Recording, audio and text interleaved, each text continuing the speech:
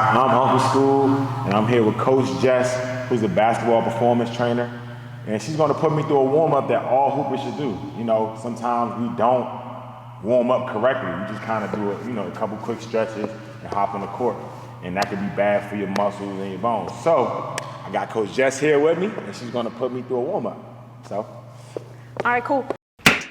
See, when you separate yourself, it becomes a lifestyle. You gotta do what others won't to achieve what others don't. I can't make this up, y'all. Like people, I'm just trying to inspire everybody, help everybody, motivate everybody, like in general, like. So for our dynamic warm-up, I always like to start with some light movement. I like to also compare a dynamic warm-up to a morning routine. So when I wake up in the morning, I want to make sure that I set myself up for a better day. The better morning routine I have, the better day I'm going to have. The same thing with a warm-up. The better warm-up that I have, the better I set myself up to perform the best that I can. I like to start with some light movement. I never like to go directly into stretching. Usually before the game or before the skills training, we're often sitting, so I want to start with some light movement. I don't want to go right into stretching. So we're just going to go casual high knee skips, get a little bit of coordination and some dynamic movement in, get that hip lock position. So we just got some forward movement. We're also going to get some lateral movement. I like to go karaoke and emphasize those hip flips. We hip flip a lot in the game, so we want to activate those through some light movement. Karaoke, same thing. We're going to face the same way. We're going to get some internal or external rotation, and then also some internal rotation as well on the hip. We're going to go to midline, to end court to midline, and then face the same way and bring it back. And then last one before we hit our dynamic stretch series, we're now going backwards. Backward skips, and I like to swing my arms back and forth. In basketball, we do a lot of forward movement, especially during skills training, so we want to get some backwards movement in whenever we can. Yep, so a little bit of coordination as well, just revving up that nervous system and getting prepped. First, what we're gonna do for our dynamic stretch series is scoops. So I'm gonna go through, and I'm gonna scoop this way, I'm gonna take a couple steps and then switch. Focus on the details, so my back is gonna be flat as I go here. I'm gonna bring my butt back. I don't wanna round my back at all here, and then I'm gonna scoop through, point my toe up to my shin, and then flow through. All the best basketball players are really focused on the details. So again, hinge back. It's a great opportunity to focus on mechanics and movement quality while we're using our warm-up.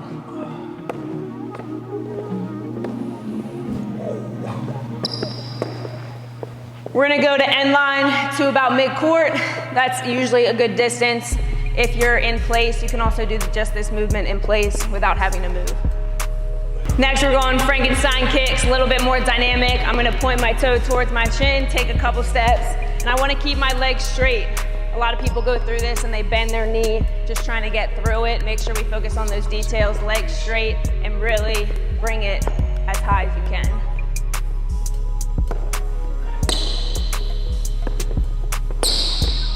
Next one is a quad pull. It's kind of a win-win. We get a stretch in our quad, and then we also get a stretch in our hip flexor. So what I'm gonna do is I'm gonna take my foot, I'm gonna pull my leg back and also lean forward, so I get a stretch in that hip flexor here. Reach forward. Again, as I go, I don't wanna tip my hips. So imagine that my hips are like a bucket of water. And so when I go back, I wanna make sure that my back is nice and flat, and I'm not twisting this way. I'm taking my time through this, really getting a stretch in the quad or hip flexor, which are two of the most used movements in basketball.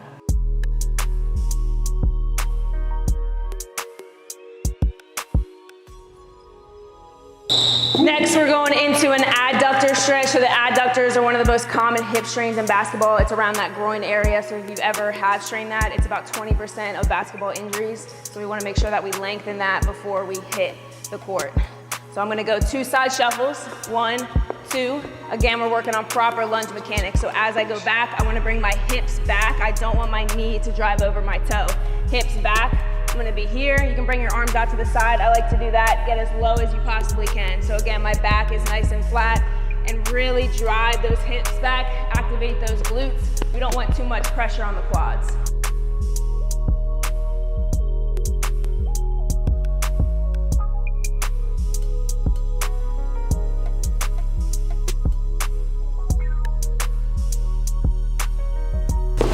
All right, so we just worked side to side lateral lunge mechanics. Now we're gonna be doing forward lunge mechanics. So again, as I said, warm-ups are a great opportunity to work mechanics so that we function better on the court. So I'm gonna go 2 side shuffles, and instead of going side to side, I'm gonna turn my foot to face the court, and I'm gonna go here. Again, as you can see, I got that proper shin angle. So I got this L shape right here. I don't want to drive my knee over. That's a lot of mistakes that people make is they drive this knee, which puts a lot of load on the quad. We're trying to get some post chain, trying to get some hamstring and glute activation. I'm going to reach across towards my lead leg. I'm going to switch and then reach across. Face laterally, 2 side shuffles, turn, sit down and back, reach across, 2 side shuffles, face, sit down and back. So make sure we got that nice vertical shin as we're going through this.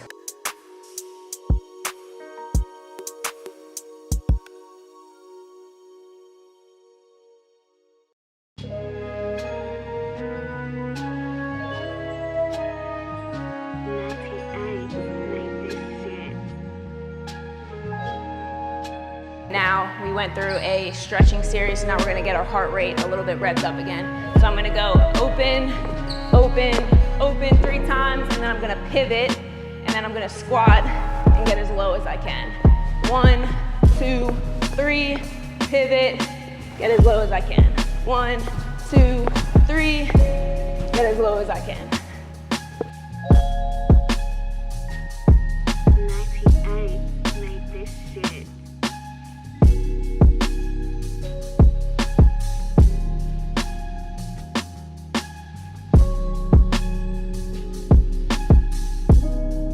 So if you're pressed for time, I would just go through that dynamic warm-up series that we just went through. But if you have a little bit more time, I like to add a little bit of more activation, some core, some hip, some landing mechanics.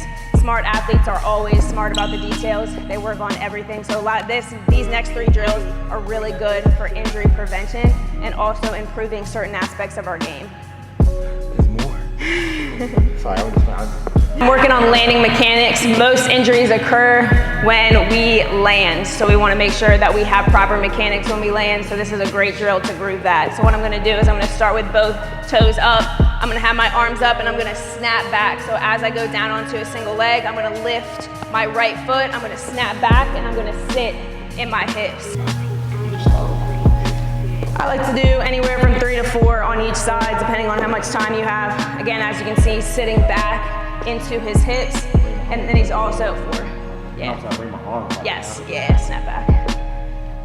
And then he's also balancing on that single leg for like 1 to 2 seconds. So a lot of you guys will notice that you're off balance a little bit, so make sure we own that position and we're confident in that position before we move on to the next rep. Yeah. And then go left leg, yep. 98 made this shit. Yep.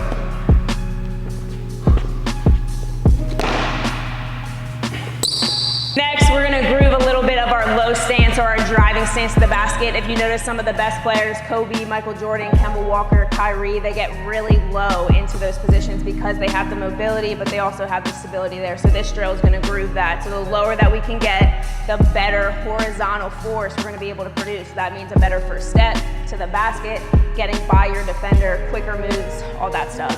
So what I'm gonna do is I'm gonna get into my split stance. I'm also gonna get some toe mobility and some ankle mobility. So toe mobility and ankle mobility are key to be able to get these horizontal shin angles. So a lot of the time when someone doesn't have toe or ankle mobility, they're gonna only be able to get here, which means that they're not gonna be able to get a great first step. So sometimes just going through this drill, you'll notice that you can be a lot faster because we now have good shin angles. So what I'm gonna do is I'm gonna rock back, rock forward, touch my toe, rock back, rock forward. So as you can see, I'm getting that ankle mobility and then also that toe mobility, but also just getting comfortable in this position. So in order to hoop in these positions, we need to be able to get comfortable in them first.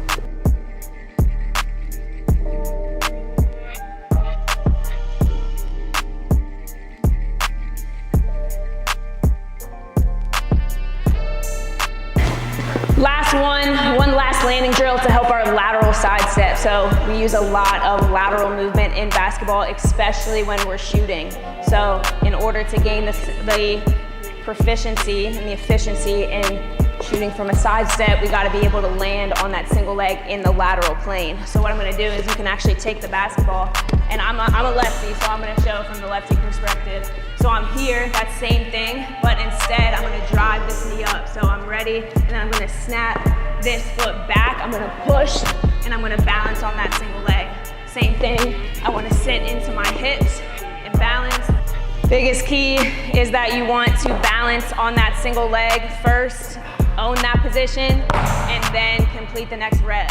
Don't cheat yourself on that movement. Nice. One more.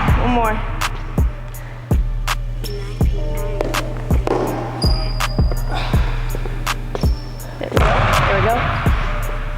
So I like to go to about midline or end line to about the 3-point line, anywhere from 3 to 4 reps. But that is the dynamic warm-up series. Should take about 10, 15 minutes. Work on those mechanics. Smart athletes are focused on the details, get a sweat. As you can see, Scoops is already sweating. So he's revved up, he's ready to go, and he's gonna perform even better on the court in his skills training and in the game. So what would you rather do? Give up 15 minutes or give up 6 weeks, 1 year of your career? You know what I'm saying? So stretching is important, warming up is important, and yeah, man.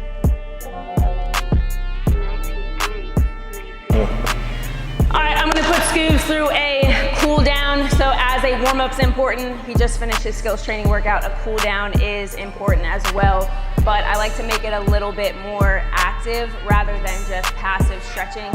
More active is gonna make those change in those muscles. So especially if we got tight hips, tight hamstrings, tight ankles, now going through active instead of passive, we're now gonna be able to make that change. But during passive, we're not gonna be able to, because after we hold it for 20 or 30 seconds, that length of that muscle, if we stretch it, but once we stand up, it's just gonna go right back to where it's been. So the more active we are, the better change we're gonna have. I think I just repeated the same thing over and over again, but all right.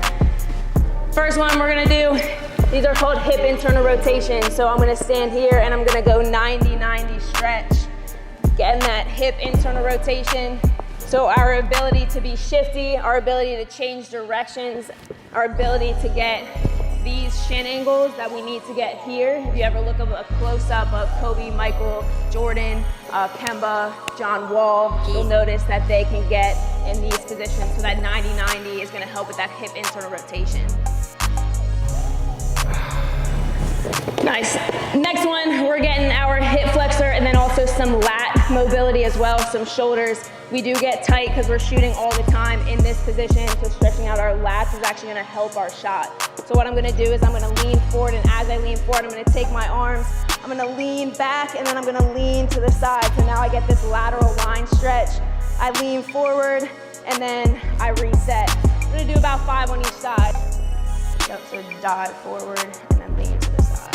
Yeah, and then reset. Yep, so he's getting that hip flexor stretch right here, that lateral line stretch across his lat, also some shoulder mobility as well.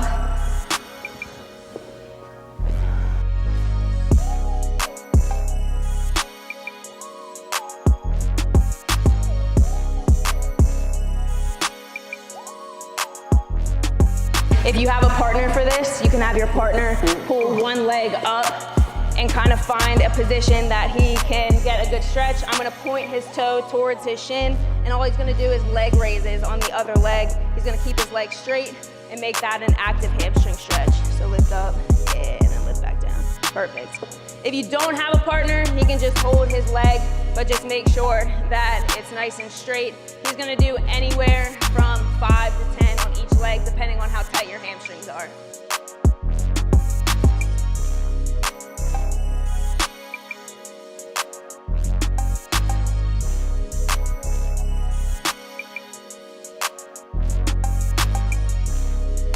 Ankle tightness is very common in basketball, especially because of our high race shoes. We don't get a lot of ankle mobility and we don't stretch out our calves from all the impact on the court. So what I'm gonna do is I'm gonna lean forward, and I'm gonna put all my pressure on my knee. I'm gonna drive forward, keep my heel on the ground as much as possible. So I'm just gonna go to that distance. If I'm really restricted, then I can lift the heel up and try to get some more of that ankle stretch. You're gonna feel it probably lock up here in the front of the ankle, and then you're also gonna feel it maybe in the Achilles area. Those are two good stretches. That's a good feeling that you wanna have. Good.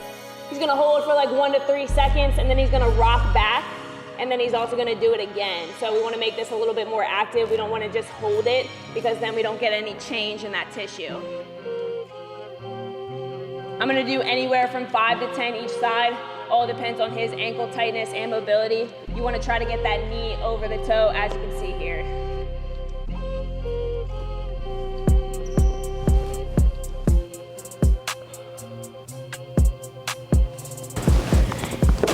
If you've ever heard of the Achilles injury, it is because a part of it is because of not having a lot of ankle dorsiflexion, so our ability to flex our ankle. So for example, a very common way we tear our Achilles is when we go back and we don't have enough stretch in our ankle and our heel touches the ground and it pulls and snaps. So having that necessary ankle dorsiflexion and that necessary mobility is just one part of having or preventing that Achilles injury. The other part, another conversation for another day, but another part is having now the elasticity and the proper strength in that Achilles.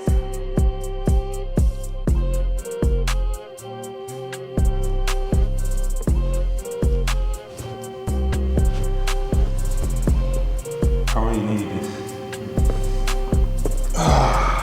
That's it.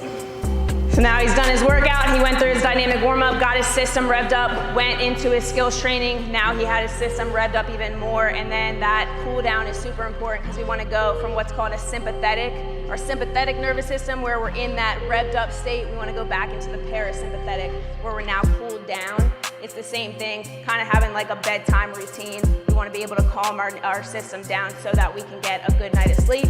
It's the same thing with the cool down. We want to cool down, go into that calmness so that we can go on through our day.